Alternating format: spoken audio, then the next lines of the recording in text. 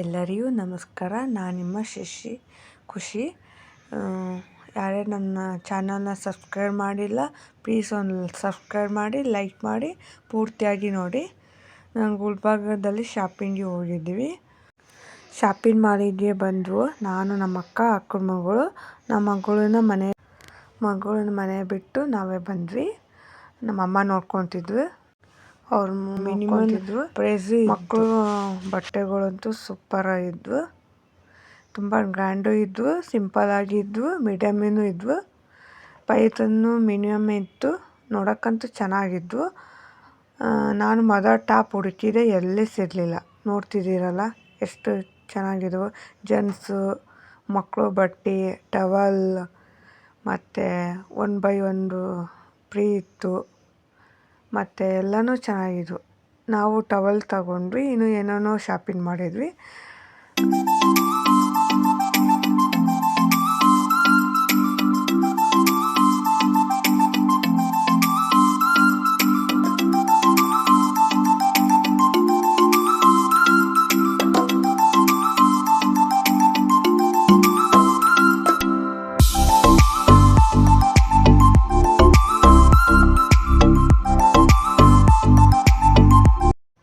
Bag ನೋಡಿದ್ವಿ. ಅಷ್ಟೊಂದು ನನಗೆ ಇಷ್ಟ ಆಗಲಿಲ್ಲ. ತಗೋಬೇಕು ಅಂದ್ಕೊಂಡೆ, ಅಷ್ಟೊಂದು ಇಷ್ಟ ಆಗಲಿಲ್ಲ. ನಂಗೆ ಬಿಟ್ವಿ. ಆಮೇಲೆ ಕಡೆ ಸಿಪ್ಪರ್ ನೋಡಿದ್ವಿ. ಅದು ಚೆನ್ನಾಗಿದ್ವು. ಇದಾವಲ್ಲ ಯಾಕೆ ಅಂದು ಬಿಟ್ವಿ. ಡ್ರೆಸ್ ನೋಡಿದ್ವಿ.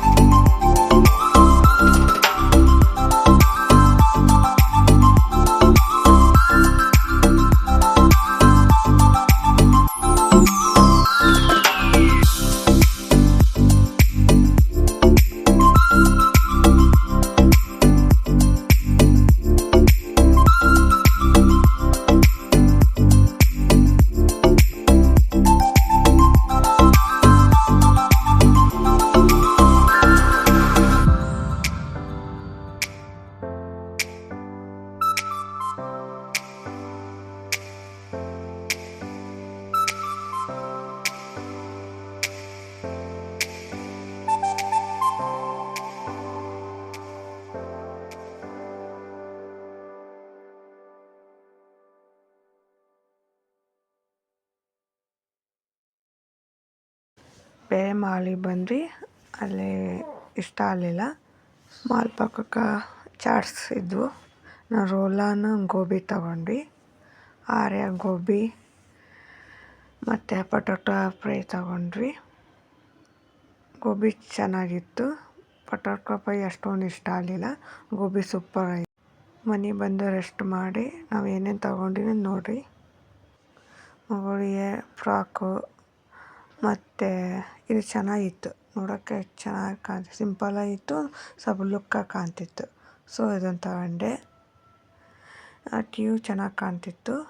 ಮತ್ತು ನಾನೊಂದು ಟೀ ಶರ್ಟ್ ತಗೊಂಡೆ, ಡೈಲಿ ವೇರಿ ಬೇಕಾಗಿತ್ತು, ಅದನ್ನು ತಗೊಂಡೆ. ಎಲ್ಲ ಬಿಲ್ಲೆಲ್ಲ ನಮ್ಮ ಅಕ್ಕ ಕೊಟ್ಟಳು.